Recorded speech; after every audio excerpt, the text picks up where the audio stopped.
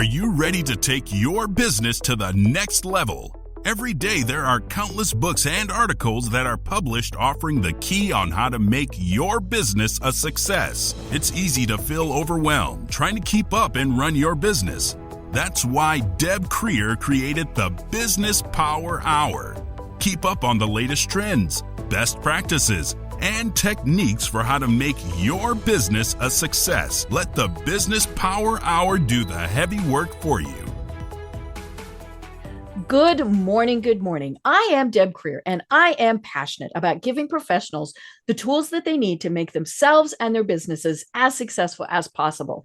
And today we're going to talk with an expert on starting a business. We all think, oh, this sounds like fun. I can do this. Everybody does this. And it's a heck of a lot harder than we actually think it is. So please join me in welcoming Feras Alhlou to our program today. Welcome, Feras. How are you doing? I'm doing great, Deb. Thank you so much for having me. I'm really excited about this conversation that we're about to have. Great. Well, let me tell people about you, and then we will jump into this.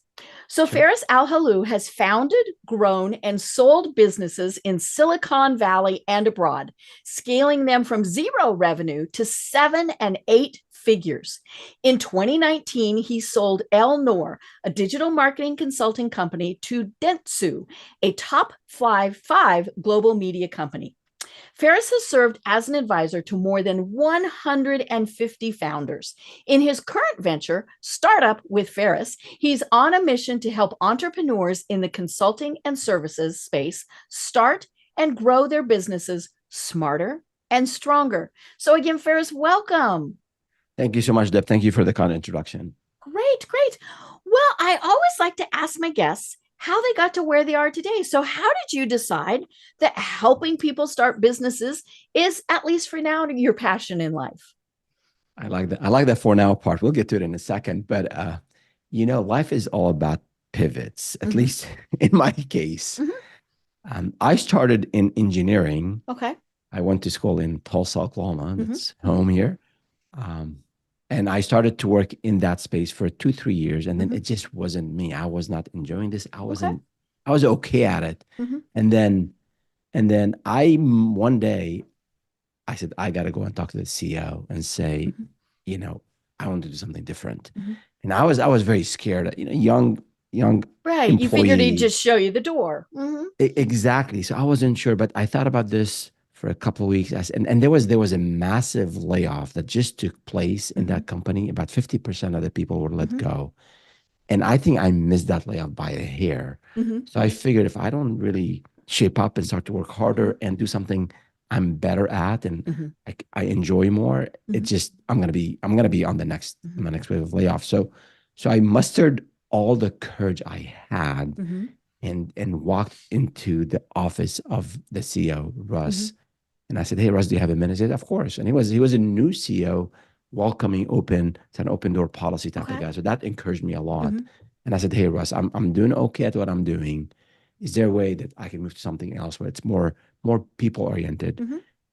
And he thought about it for a minute. He said, of course, yes. We have this big client and things are not going well, and we need someone to go in and manage that account. And do you mind traveling? I said, I have a family, I have 3 kids, but I can do it.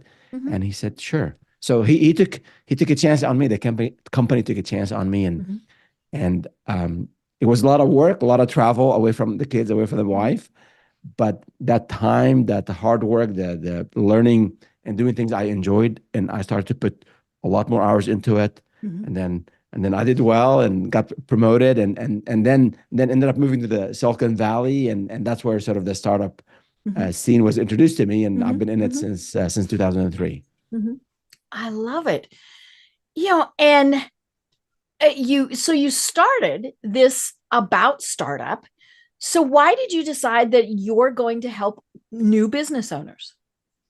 So you know what I say? I say, I want to make sure that the new generation of founders, young and old, they don't repeat the same mistakes I made. Right. They can make their own mistake. But so we're on our 7 ventures now. And I say we because I've always had business partners in all the 7 ventures.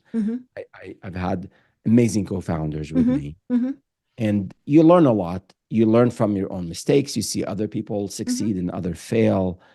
Some phases in this journey were very tough. In the very first business, I didn't know how to sell. And as you know, no sale, no business. Right. And as the business owner, you're the chief salesperson.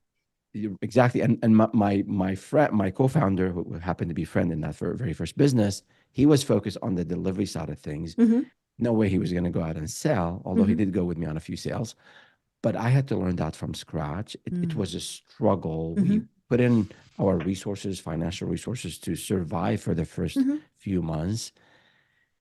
But we ended up selling. The very first sale came in after 7 weeks of trying really hard, after a lot of rejections. So that first $1,400 worth of sale, that first check, the 50% upfront, was the sweetest moment in my professional life. Still, it was really, I don't know how to describe this, but I just could not believe it. I was able to pitch and then get that 50% deposit. And then the next client was the next victim. The next client was my dentist. She was gracious to help us, and it was a $2,000 project, so we upsold a little bit. And from there, you learn that you have to learn a lot, not just in selling, but also in how to deliver and how to make sure the client is happy, especially your first few clients in every business of ours. If you don't make you always have to make clients happy. You strive for that. But the very first few, they are, I would say, without them, you cannot really grow the business, because word of mouth, good words spread around, or bad words or bad word of mouth spreads around 5 times or 6 times faster. So early on, for the entrepreneurs out there, take extra care of the very first few clients. Bend over backward. They call you late at night, answer. We had a client, we were selling online marketing services, and we had a client, his fax machine, that was, I know. I love clients that like their fax machines. His fax machine broke. Said, "Hey, Feras, you're technical. Can you come in and help?" I said, "Okay, I have no idea what to do with the fax machine." So I know a younger guy, a high school kid who was really good with electronics, paid him $20. He went and took care of that. The client was super happy. Stayed with us for a couple of years. So yeah, that's, you never know what you're going to get yourself into, but learn, roll up your sleeves, get into it, do the reps, and you'll do okay. Right. It's interesting. We talk about this on the program quite a bit. And I just had this sudden thought. We have business degrees. I have an MBA. There are business degrees, there are business colleges, business schools, all these things. But I don't know of any place that says, hey, you want to be an entrepreneur, you're going to have to invoice, you're going to have to do sales, you're going to have to fire and hire people. And I was looking on your website, and you wrote this great blog post about getting, so many times we have to get out of our comfort zone, right? We don't want to pitch to clients, we don't want to hire and fire, we don't want to do all those things. And that's what we need to be taught. Absolutely. I mean, they're part of starting a business. There's the technical aspect of it. Let's say you're an HR consultant. Let's say you are an IT consultant. Let's say you want to start a tree, trimming service, whatever it is. You know that domain. You know the technical piece of it. You know how to trim those trees. You're good at that. Exactly. Now, when it comes to the soft skills, some of us are better than others, but listening is important in sales, especially for business owners who have to sell initially.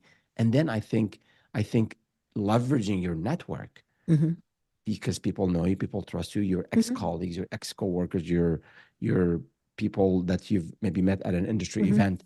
So those are the 3 things: your technical skills, your soft skills, and then the network, which I think is the most underutilized part of sort of our assets in a way. Those you have to assess. That's sort of your capital, not just the cash you have in the bank. But those are your assets and resources, and you have to just sort of, from your mindset, be objective and say, okay, I'm really good at this. Now, I'm not good at marketing. I'm not good at speaking to people, public speaking, presenting. So you have to put a plan in my mind as a business owner. First, assess strengths and weaknesses in your network, and then put a plan to either improve on some of those weaknesses, or potentially you can have a co-founder who would come in and complement you and your skills. Potentially you can hire, but I would say their core things in business initially, especially initially, sales being one of them. You can't really you shouldn't, in my mind, outsource anything that's strategic to the business. You might get, I mean, I'll talk about this for a second here. We hired our very first salesperson. This is 2 years in the business. Once we figured out a little bit about sales and how to sell to small businesses, and I wanted us to grow and sell to mid-sized businesses. Okay. I was kind of growth oriented. Listening to Phil Knight, the founder of Nike, who says life is about growth. You grow or you die. So we hired this person, and again, zero background in sales, but I learned a little bit by that time. And I thought he's a seasoned person. He's been around for a long time. In 3 months, Deb, zero qualified leads, zero project, and we paid him handsomely. And it hurt because not only it cost us money, but also delayed our growth. Right. But that was a big mistake. And I talked to founders, if you're about to hire, do not hire in an area where you can discern. Get someone in your network who maybe is a VP of sales or a director of sales. Have him or her come in and help you in the interview. If you don't have anyone in your network who can help you in that hiring process, hire someone on Upwork or one of those systems, pay one of those platforms, pay them $100 an hour, $200 an hour. Because if you don't do that, according to, I think, the Bureau of Labor Statistics, it's going to cost you 20+% of their salary if it's a bad hire. So learning, theme of this is learn. And sometimes you need to get the help of advisors, coaches like Deb, who can help you navigate some of the challenges you have as a small business owner. Well, and if that salesperson had been out there, and he was obviously the face of the business, if he was not doing a good job, he could have actually been damaging things far more than you ever thought was going to be possible. Absolutely. Every person you hire is going to be a reflection on you and your company, especially early on. And if you have a project management, a delivery person, a customer support person who is not going to be nice to clients, that's a reflection on you. So and those people talk. Absolutely. So the first hires, I think so you have how to choose your business partner and make sure you align on values, they have complementary skills. And I think the same thing for the first set of hires, like the first hire, the second hire. I made so many mistakes in hiring them. I just did a live stream, I think a couple months ago, on 10 tips for hiring. It was like an hour and a half, I think. And all those 10 tips, guess what? Mistakes I made. Not only the first business, even as we grew, even as we started to hire for to support Fortune 500. We were 7 digits, well into 7 digits at the time. And we still made some hiring decisions because it's a different scale. It's a different phase of the business. Right. So it's just like I struggled with selling to small businesses initially. When we started to get leads from Fortune 500, I also didn't know how to sell to that. I didn't know how to deliver. And it's very different.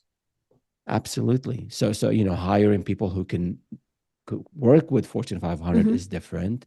But we, every time we had this thing in all of our businesses, one of those, I call them now because of my background in martial arts, I say the black belt principles.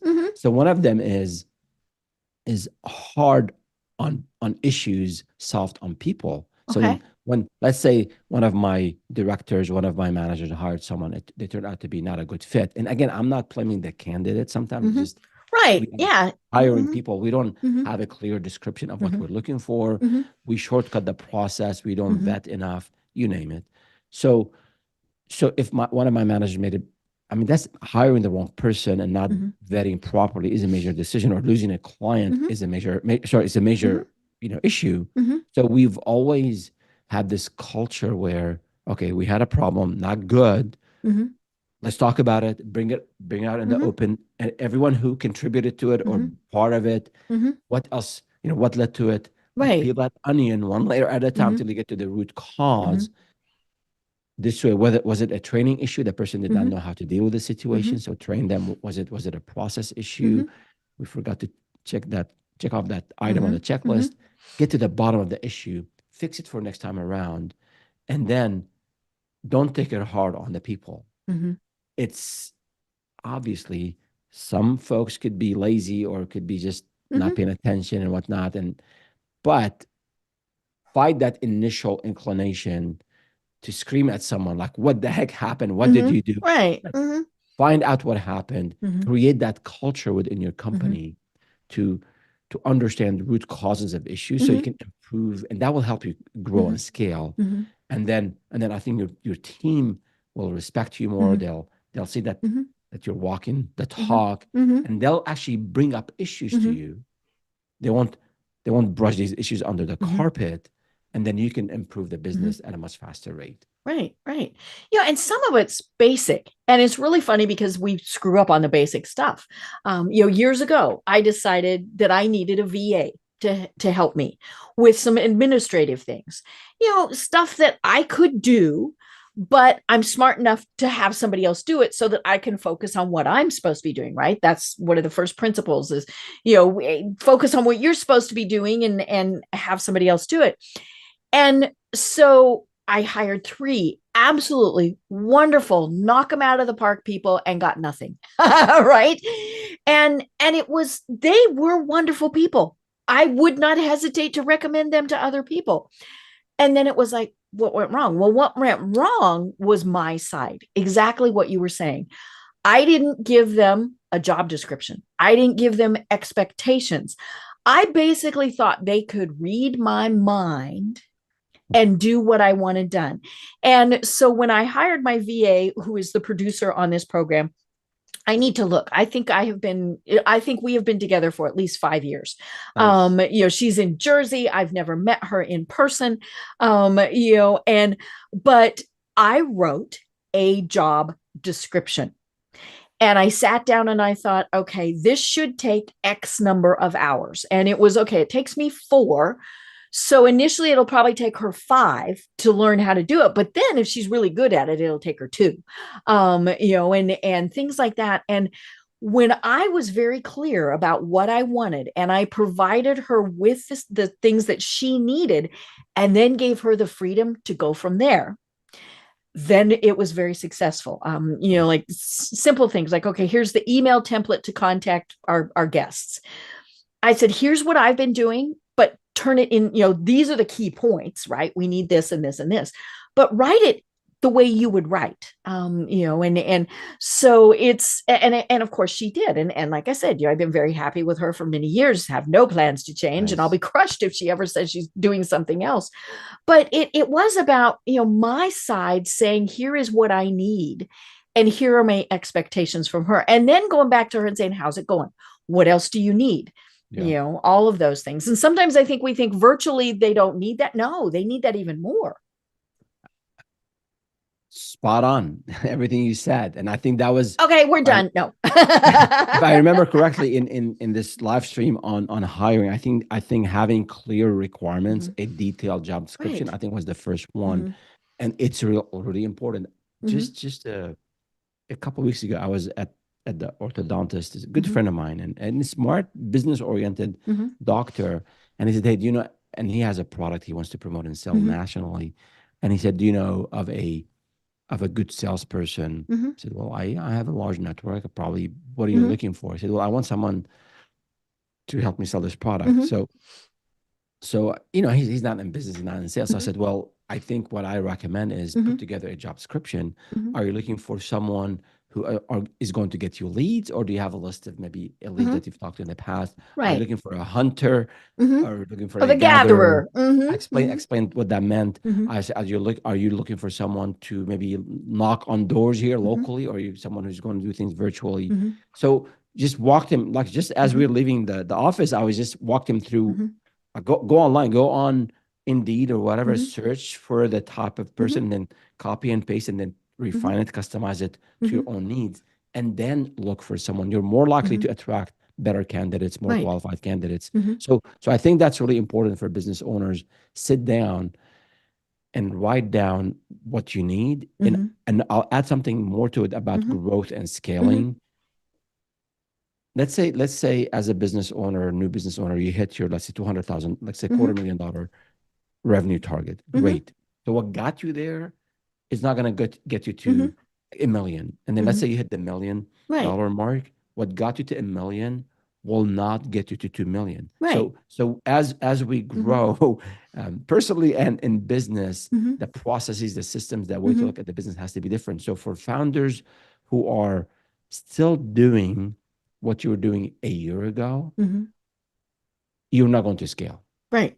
You have Mm-hmm. to find people. I mean, you can stay as a Mm-hmm. solopreneur, nothing wrong with that. Mm-hmm. You can have maybe organic growth Mm-hmm. just a little bit over the inflation rate. Mm-hmm. So you're managing your finances, and that's Mm-hmm. fine. But if you are serious about growth, Mm-hmm. you want to grow and scale, Mm-hmm. do you have to find ways to delegate, not Mm-hmm. necessarily outsource, to delegate some of the things that you're Mm-hmm. doing so that you can focus on bigger things, Mm-hmm. so you can focus and work on the business, Mm-hmm. not in the business. Right. So that's something founders struggle Oh, with. delegating is one of the hardest things for me because I know the only way to do it, right? Oh, and no one else can do it like me, of Right. course, Right. because it's your baby, and Mm-hmm. you've Mm-hmm. created this thing, and you've been in it since day one. Mm-hmm. But if you are still, this is a free tip. Mm-hmm. If you've been in business for a few months and you're starting to have Mm-hmm. clients and leads, Mm-hmm. and you're starting to have contractors or Mm-hmm. part-timers or full-timers, and you're still doing your own accounting, Mm-hmm. I can guarantee you your growth is going to be Right. impacted Mm-hmm. negatively. Mm-hmm. You got to outsource some of this Mm-hmm. back office stuff. Mm-hmm. It is critical Mm-hmm. for the business. You don't want Mm-hmm. Uncle Sam to be coming after you. You want Right. to make sure Right. you don't want to be Mm-hmm. scrambling around. Mm-hmm. I was at the post office in mid March, Mm-hmm. and like an impromptu video. I don't do these shorts on Mm-hmm. YouTube, and I kid you not, Deb. Like 15 minutes before the post office was about to close, this business owner running, trying to sign the forms Mm-hmm. into the office, trying to sign the forms Mm-hmm. and put them in the envelope Yep. and ship Get them. that postmark on there so the And IRS will accept it. I Mm-hmm. laughed, obviously Mm-hmm. not Not in to front of the him, guy. yes. Mm-hmm. In a way, I was sad because Mm-hmm. this is the same thing I did back in Mm-hmm. 2003, Right. 2004, Mm-hmm. 2005. And it was like, yes, money was Mm-hmm. tight, but if I'm spending, half of this last week Mm-hmm. before the taxes were due, scrambling to Mm-hmm. find the Right. receipts for this and Mm-hmm. the receipts, Mm-hmm. you're not selling, you're Right. not Mm-hmm. delivering, you're not Mm-hmm. making money. Mm-hmm. So my advice to founders, as soon as you start, you can start off with a spreadsheet, just Mm-hmm. just Mm-hmm. document all of Right. your expenses and Mm-hmm. money, where it's coming from and what the category is. Mm-hmm. Okay for a little bit. Mm-hmm. But as soon as you start to have a few Mm-hmm. clients, find an accountant, Mm-hmm. find a bookkeeper, Mm-hmm. and they're amazing. Just Right. ask your network, Mm-hmm. and they'll charge you initially maybe $100 a month, Mm-hmm. $200 a month. Right. But That it's will be worth it. Mm-hmm. the best Mm-hmm. $200 you Mm-hmm. spend. So this way you can focus Mm-hmm. on what's important, Right. which is sales Right. and Oh yeah. delivering. Well, and some of it is pretty basic. My clients are billed on a monthly basis. It's the same fee. It's easy peasy, easy peasy. Mhm. I had clients who would contact me and say, "Honey, you haven't billed us in a couple months." Right. I'll tell Well, you. and I use QuickBooks and I discovered automation. Oh my gosh, best thing in the world for me at the Exactly. level I'm at because it just last day of the month away it goes and I get the email and I go, cool, look what I just did. But Exactly. I mean it took me a little bit to figure out how to set it up right and make sure that I click all the right buttons because there are several things you have to do. But yeah, I mean, that right there was incredible. But I did need a person to be saying, hey, idiot, you haven't billed in a while. Or more importantly, they just did it, right? I Yeah. didn't have to tell them. They knew, I need to do this. I need to, just like with Kim, my producer, she knows I do this, I do this, I do this. I don't have to question. I don't have to ask. I don't have to do because I know she's going to do that. Absolutely. And over time, the things that you think that you can only do or you can only do that well, trust me, you'll find other people who are better qualified than Right. you. So you have to, I think, as you're growing the business, I mean, entrepreneurship is hard. And I another black belt principle, it's 5 times harder than most people think. So not only you have to learn how to sell and deliver this thing that you're really good about. We're talking about tree trimming, right? Or it could be AI consulting, whatever it is. Not only you have to learn that and learn how to deliver it and get a good testimonial, but also you have to learn how to market the business. You have to learn how to send invoices. You have to learn, make sure you all have that stuff contract. out of your comfort zone. Exactly. You have to work initially maybe with a lawyer to get you some sample contracts you could use. You have, as you start to hire, guess what? Payroll. You have to also set up a system. You have to learn, make sure you have an employee handbook, even if it's a smaller initially. So you're learning not only sort of vertically in your area of expertise, but also you have to learn every other aspect of the business. And I think I tell entrepreneurs, we have another one of those principles. We say, learn, do, then seek. Like early on, seek advice. You got to learn a bit about HR to understand what's involved. You have to learn a little bit about payroll. If you're paying someone $3,000 a month, guess what? There's something called taxes and Social Security. Yeah, And there's withholding things. There's all of those. yeah. You have, and then guess what? You have to file for state. It's in California. We pay, if you depending on your revenue, you have to pay like $800 to the franchise tax board. So, and then if you miss, and there's some new laws and regulations, and now there's something called the business identity thing that everybody has to do before the end of the year. Is it BOI? I forget the name of it. Yeah, that one threw me that I had to do. I mean, there's some them steep fines if you don't do it. So you have to learn it a little bit, but at the end of the day, in my mind, if you did everything and you wore all the hats for the first few months, if you want to grow, if you're serious about growth, and once you have a little bit of that revenue, a little bit of that profitability, take some of it and hire people who will help you in areas that are not strategic to the business.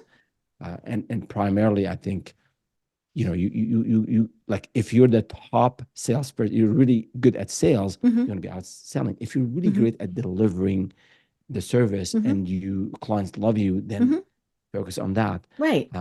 But the other stuff, you got to find either a co-founder or other people to help you with. Right. Yeah. I mentioned before in our pre-chat that I started an initiative called Trying Not to Die.live. And that's the website URL. So that's what made that easy. But, and it's to help those who are on a cancer journey, which I've been on now for 8-ish years. And it was so interesting because my firm is a marketing firm. I do branding. I do website design. I do all of those things. I was smart enough to know. Now, see, I actually, with age does come wisdom. I hired it done. I worked with a wonderful man named Josh Zeppas, who did all of my brand identity and was, I mean, he did far more than I ever could have done myself. And then I hired a kick it out of the park, website designer to design the website. And it was so funny because I had told her, here's my concept. Here's what I want it to look like. Right. And she came back with something totally different. My first thought was, but that's not what I asked for. But then the smart brain kicked in and went, this is so much better. Right. And so, but yeah, if I had done it myself, it wouldn't be done, or it would have been done halfway. And it's, she still works for me. I sent her an email yesterday. Here are some changes I would like. Could I do those myself? Yes. And sometimes I do. I mean, if it's a 5-10 minute thing, it's faster for me to go in and do it than to actually write her the email. But if it's longer than that or going to kill a couple brain cells, I just outsource it. To me, it is worth far more to have her do what she's good at and let me focus on everything else. But giving up that control, I mean, that really is hard, especially when you are a business owner and this is your baby, right? It's like the first time a parent leaves their child with a babysitter. Now I've not Absolutely. had Oh, yeah. kids, Yeah. but Yeah. yeah, I mean, it's just that's kind of what you're doing.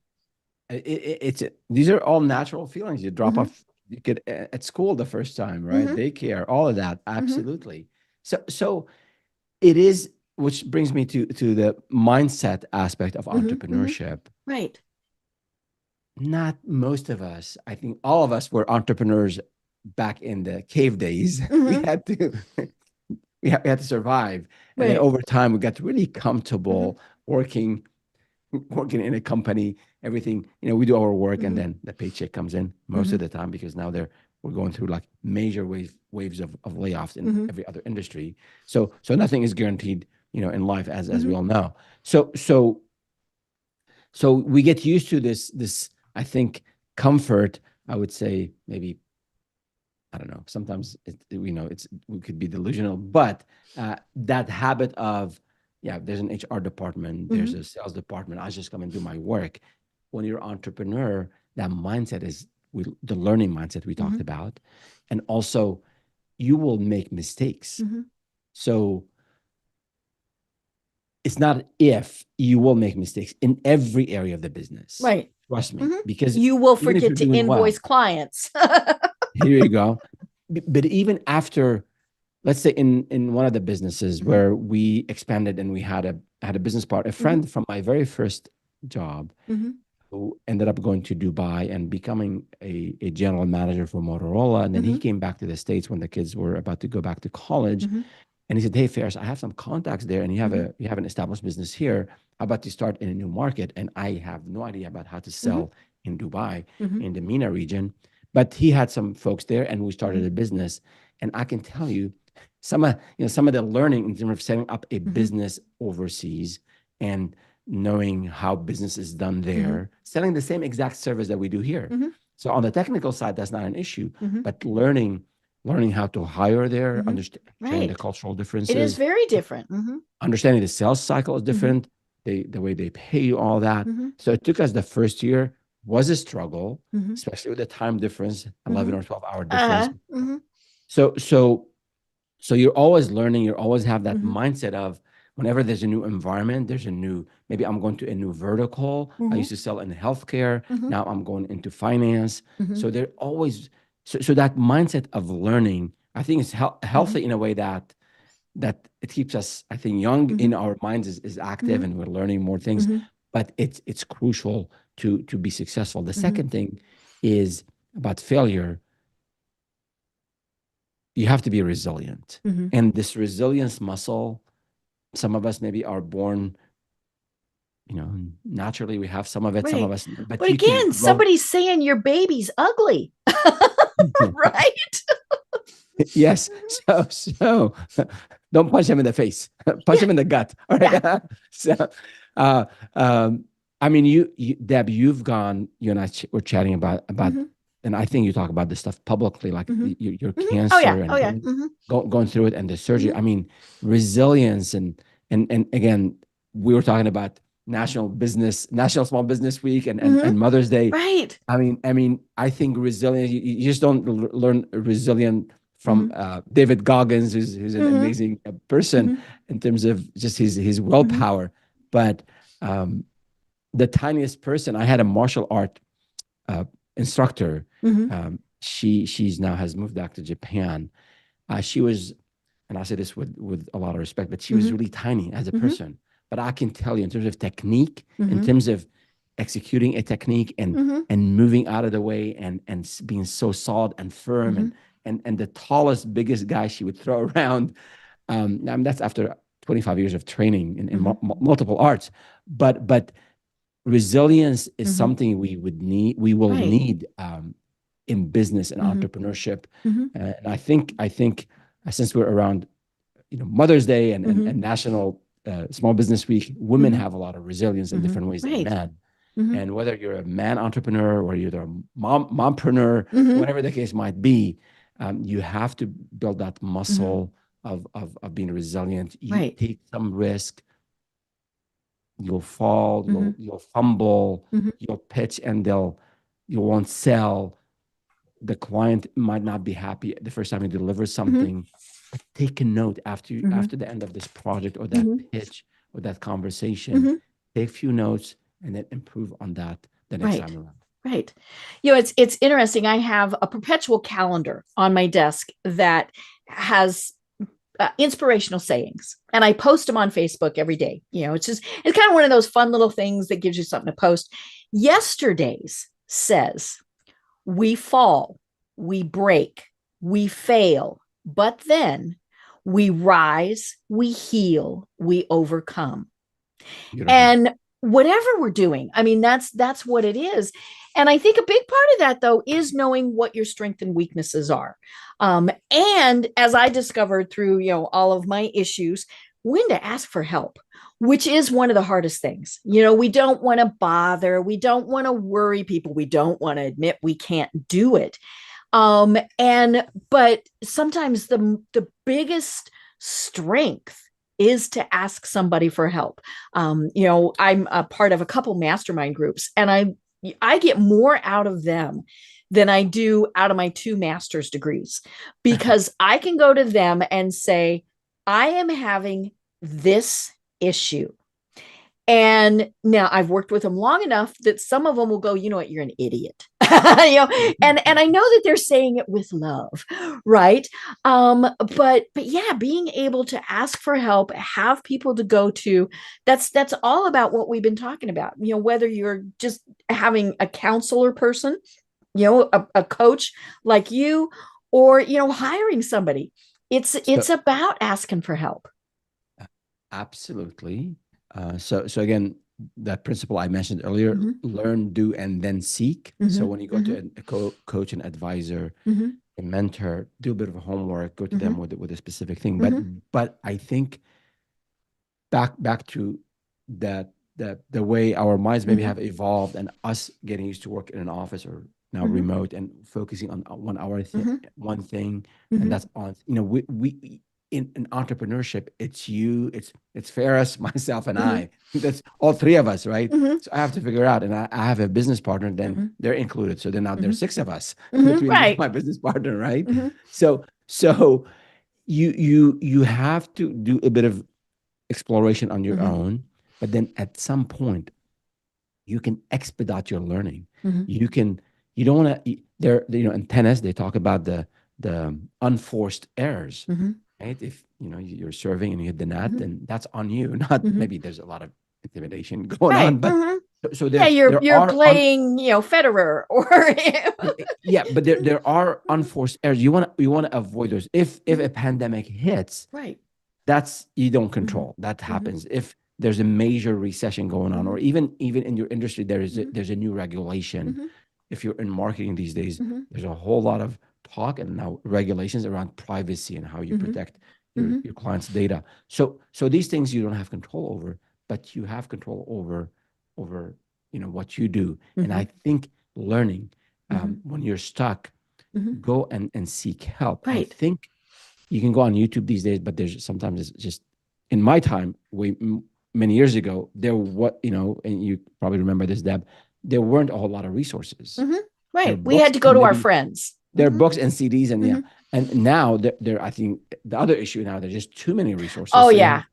Heaven I think forbid you go to Google and type in accounting help. Blah. All right. exactly, you go on YouTube and type Mm-hmm. millionaire and see Mm-hmm. what you get. Here's how Ooh. you can make a hundred Mm-hmm. thousand dollars a month in two Mm-hmm. weeks. Of course. Cool. So and the sad thing is, you see all the views, high views on that. Mm-hmm. So Right. Mm-hmm. so you have, I think one of the principles we also have is Mm-hmm. about seeking help is, Mm-hmm. you want to seek advice from people who have been to where you want to go. Mm-hmm. Because, and I think it was Adam Grant in his book, great book I read earlier, late last year. It's called Mm-hmm. Hidden Potential. And he talked about, he had more like a Venn diagram, like these three Mm-hmm. circles. And he said, look for people who have that technical expertise Mm-hmm. in the area you need help in. And also, ideally, if you can find someone who also knows about you Mm-hmm. and they care for Mm-hmm. you as well, that would be the ideal person to ask Mm-hmm. advice, because best practices, they might not apply to you Mm-hmm. in this phase of growth you're Right. in. So in terms of seeking help, I think look look for people who have been. If you have, for example, if you are selling to mid-sized businesses, and let's say you're selling, let's say you're a coach, or let's say you're a leadership coach. So talk to people who have done similar things, and maybe you have done work for training new managers, and you haven't done C-level training and leadership training. So talk to people who have done it before you, Right. because training C-level is going to be more intimidating. They think they know it all. So I had a friend of mine, and someone I provided some coaching for. She's trying to. That's not just a random example. That's what she's trying to break into, helping mostly male leaders, C-level, Ooh, understand. she's trying. Now that's a challenge right in among itself. Trying to work well and understand working with younger folks and younger, like Gen Zers and younger millennials and older, males. And again, it's she said it's been tough, but and she has an amazing track record educationally and in her profession. And I said, you just gotta, the pain points.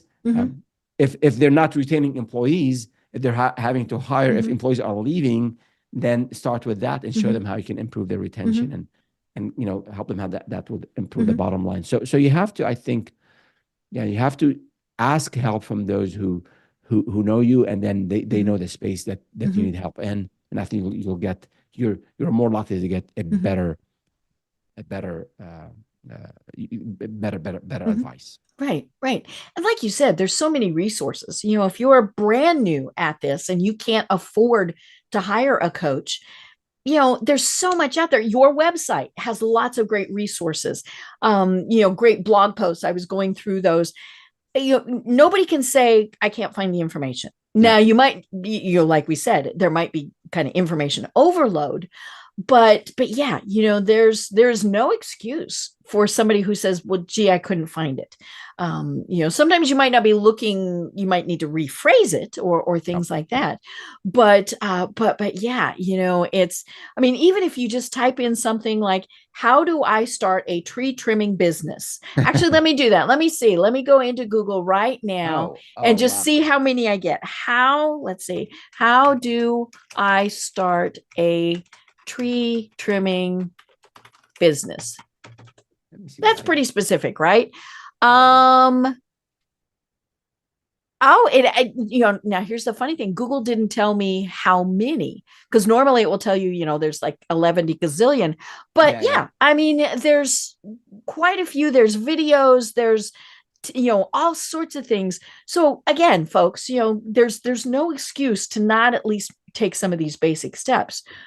But I think one of the hardest things for being an entrepreneur, a business owner, all of those, is kind of that unknown. As an employee, we know what's expected of us, what's going to happen. Not always. Am I keeping my job? All of those various things. But it seems harder when you are that entrepreneur, that business owner. There's just so many things that can happen. And we're not even going to talk about COVID. No. Yeah. If you look today, people say there's a recession is looming. People say no, economy is good. I guess depending which side of the political eye you're on. The political eye, we won't go into politics. Because it changes, it comes, it goes, right? Right, and then you see companies boosting amazing quarterly results, and then also massive layoffs going on. So it's confusing, and people say, some founders, and I speak on the average anywhere from 1 to 2 founders every week, I think for the last 12 years or so. So people say, is it a good time to start a business? Is the economy? I say the time to start a business mostly is on you. Right. Of course, you don't want to start a business that requires foot traffic at the beginning of a pandemic, right? That's or an economy that is sort of on a downturn, right? Right. Look But do for you have economy. the resources to, especially if it's a full time as opposed to a side gig? I mean, all of those various So things. That's on absolutely. you. So what I say is, if you are serious about starting your own Hmm. business, because 60% of Americans, Hmm.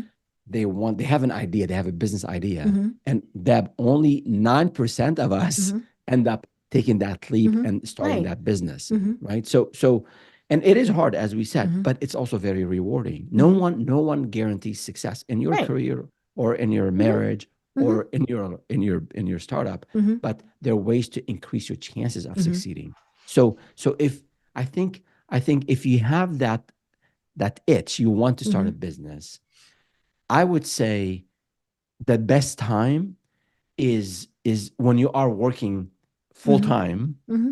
and you have the benefits and you Hmm. have the 401k and you Right. have the Hmm. vacation time and you're not under stress. Hmm. Now, there are some stats out there, especially in tech, that a good percentage of people who are laid off, they start their own business. But Hmm.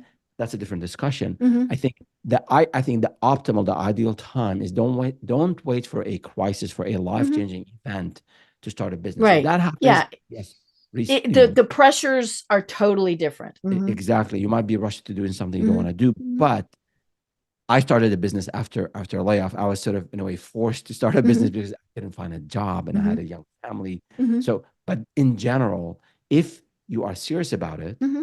when you are more comfortable financially and you have again the Hmm. benefits and all of that, start. And we have actually a 6-month calculator. If Hmm. you have started a side hustle, let's say you want to do Hmm. copywriting, content, Hmm. marketing content. Let's say you Right. want to You can do do that evenings and weekends. exactly IT Hmm. consulting, you can Hmm. accounting, you name it, right? Hmm. Uh, trimming trees on the weekend. You can do Hmm. all of that, right? Hmm. So start it, plan for it. So month one, I'm Hmm. going to vet the idea. Hmm. The number one reason why startups fail, not enough market research. Hmm. Fancy word for talk to your competitors, talk Hmm. to the potential buyers, Hmm. understand pricing. Hmm. So the first month, 5 hours a week, that's my formula. Hmm. 5 hours a week, commit to it at Hmm. night on the weekend and do Hmm. some vetting. You Hmm. know, will people buy what I think I have Hmm. something to offer to the Right. world? And then next month, still 5 hours a week. Uh, Start talking to Hmm. competitors and to potential buyers Hmm. and gather more information. Hmm. And then so on, month four, month three, Hmm. month four, Hmm. month five. And then if you do that, you can start doing things on the side. Hmm. I don't want you to do side hustling for forever. I'm not a big fan of just side hustling Hmm. on the side forever. I think Right. commit to your front hustle. Hmm. But if you're serious on starting a business, you can you can start it at at a Hmm. time in your life when you have that Hmm. financial stability. Right. The only downside is you have to put time on the Hmm. side. I said five hours a Hmm. week the first month. According to my calculator, month 5 and month 6, you have to put 20 hours a week. And Ah. then Hmm. and then you'll be in a position where you have some clients, some revenue, some profit, and that decision to take the leap is going to be much Hmm. easier. Right. Right. So Hmm. it does require some commitment. Hmm. It will help you if you start to do this five Hmm. 5 hours a week, 10 hours a week initially. Hmm. It will build that muscle of working hard Hmm. or harder than maybe you're Right. used to. And is it even going to work? I mean, that's Exactly. the thing. Hmm. Right. Exactly. So I think that would be my recommendation about Hmm. like when to start a Hmm. business. Again, if you're forced in, layoff Hmm. or your company went Hmm. under, or maybe you had a business and it was really tough Hmm. and you had to pivot and the pivot didn't work out Hmm. and you have to really quit. Hmm. It happens. Hmm. It's hard. Right. Hmm. It's like it's really hard. I Hmm. I had to I invested in an initiative.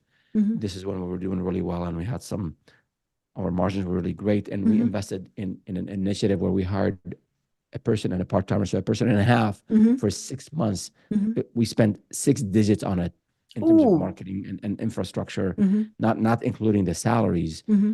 And we had to call it quits at Hmm. like after 6 months. Just we were not getting any traction. Right. We misread a Hmm. need in the Hmm. market. Hmm. It happens. Right. And Oh luckily yeah, we had we like to think we know, but yeah, sometimes there's just something but happens. we learned all and we were Hmm. blindly following the competition. Hmm. So always be on the lookout of what the competitors are doing. Hmm. And if you're a bit competitive like me, like they got this logo. I got to get a bigger logo. Right. I'm going to be bigger and better. Exactly. And then we thought there was sort of a trend in the industry at the time where people were offering a lot of training. And we figured we would invest. This is the initiative I mentioned. We invest in the training practice and a platform to support it. And that did not pan out. It was the market was so saturated. And later on, because we got the company later, we got acquired by one of our competitors. It's funny. The brand within dentsu that we ended up merging with was one of our competitors. And there's so many lessons from that. That's another episode. Whole different program. But when I spoke with them and they were promoting and saying, yeah, we're doing this training program, but they were not getting leads either. So I saw all the competitors doing one thing. I followed it blindly without doing enough vetting and market research. And we ended up pulling the plug on this investment. But happy, you learn from that. And then we did a better job in vetting other initiatives, and we did not let go of these people. They're amazing people, no fault. Oh, good. And they ended up being rock stars in other areas of the business. So yeah. Right. Well, and you just mentioned something that's so important. We will have failures. Learn from them and then go on. Now don't fixate on them, but yeah, learn from them. And you learned, didn't vet right, didn't, all those various things. So then, next time we will do this and this and this. And I think that's, first of all, we're afraid to fail. So then we're not going to do it. But then we get so caught up in this was horrible, this was awful, that we can't move forward. I don't know, it's genetic, it's from the environment, it's, nurture, nature, I don't know.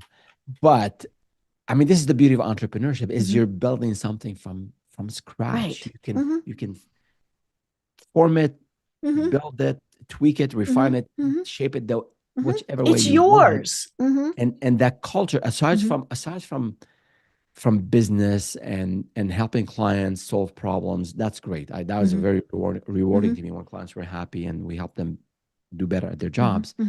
But I think the most important thing is business is about people. It's all about people. The people you hire, the people that help you grow the business, and you form deep relationships, which we miss a lot these days because we're so focused and so distracted, not focused by a lot of electronics around us and other things. So those deep relationships, a lot of my ex-colleagues in the business we sold in 2019, they're still very good friends.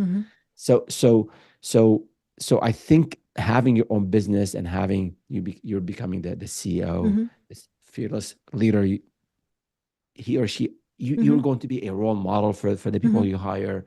You're going to build a culture for that business that reflects your values. It's an amazing thing. And as you learn and as you struggle in sales and revenue and all that, at one point, you learn from your mistakes and the mistakes of others. You're likely to be successful, and that will have obviously a financial upside.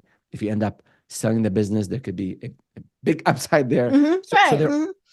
So it is rewarding having your own business. Yes, it's difficult. Yes, it's a struggle. No matter what you see on YouTube, that you be that whole get rich quick scheme. It's very rewarding at so many different levels. Aside from the financial side of it. Right. And I think it's also important to not let it consume you. You have this on your website, and I love this: work hard, play hard, give back. So tell us a little bit more about that, because we've only got about 5 minutes left. So tell us why work hard, play hard, give back. I mean, the work hard part is, I don't know, it wasn't with me till I almost got fired. I missed that layoff by a hair, if I mentioned that earlier. And then I kind of also liked what I was doing more, and I really got into it. And that led to promotion, after promotion, and then ended up moving with the company to Silicon Valley. So that paid off. That working hard paid off. You also have to take care of yourself. I think Stephen Covey, the late Stephen Covey, in his book, one of the most amazing books that had a huge influence on me, The 7 Habits of Highly Effective People, he talked about that emotional aspect of things, the intellectual, the spiritual, whatever path you follow. That's all, the physical aspect you can't really perform at your best Mhm. if you're keeping your mind fresh, you're Mhm. reading, you're learning, you don't have deep relationships at home or with your friends and your Mhm. community. So those are important. And on the given, so you have to find time Mhm. depending on the phase of life you're in, on the Mhm. season. You might not have as much time to do maybe Mhm. hobbies and meet people, but you have to allocate some time. Mhm. I mean, for the last 15 years, um, Aikido, martial art, that's Mhm. really Mhm. part of maybe who I am, what I do Mhm. 3 times a week for Right. the most part, Mhm. is I got to go there Mhm. 7 to 8 p.m., get on the mat and Mhm. forget about everything else. Mhm. I come out of that training physically beat, but Right. mentally and emotionally Mhm. and everything else, like really, really Mhm. rejuvenated. So Mhm. whatever it is, Mhm. you like to hike, you like to swim, you like to Mhm. bike, do something physical. I think that's important. Mhm. And then I think the last thing is giving back. Mhm. No one is self-made anything. Mhm. No one. Um, so remember those who helped you along the way. Mhm. Remember, obviously, your parents, your friends, but there's so many people that you maybe sought Mhm. their advice, Mhm. that helped you when you were down, that Mhm. gave you a word of inspiration. The quotes you mentioned, Deb, on that you publish, right? Mhm. A lot of people helped you in a way, in ways you know about and in ways you don't know about. Mhm. So give back. Mhm. Give back from what you have, even for a struggling, starting Right. entrepreneur. You can volunteer. Go to Mhm. Habitat, go to the Red Cross. Mhm. I'm a plug for the Red Cross. I serve on the board here in Silicon Valley, and I'm a Mhm. lifelong blood donor. Mhm. So go out. It takes you less Mhm. than an Mhm. hour and a half Right. max. Mhm. Don't look at the needle if Mhm. you're scared of needles. If you're not eligible, fine. Mhm. But you I save up to 3 lives with every blood Mhm. donation. So Right. whatever Mhm. floats your boat, it doesn't, just do something. Mhm. It's so rewarding, not to the Mhm. recipient. It's rewarding for us Mhm. as we give. I think it Right. was Ralph Waldo Emerson who said, "Life is not about just being happy. It's Mhm. about being compassionate, being honorable, and being useful and helpful." Mhm. So find something, and even if it's just 10 minutes, pick up Mhm. the phone and call a struggling entrepreneur Mhm. like yours and give him a piece of advice. So Mhm. so that's what that giving back. It's that bug that I Mhm. got, my Mhm. wife and I, early on in our lives, and we still volunteer and support Mhm. many causes and help Mhm. others. So yeah. I love it. I love it.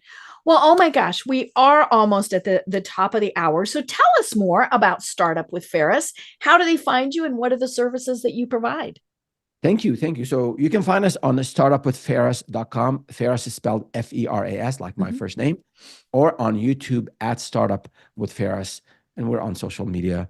Uh, but what we do is we help, our content is Mhm. specifically targeting those who are in early stages of Mhm. the Mhm. Mhm. entrepreneurial journey. So if you have an idea and you're struggling, or Mhm. you started and you're struggling, we have content for you. Mhm. So you can follow us on YouTube Mhm. and subscribe to our daily advisor, our daily newsletter.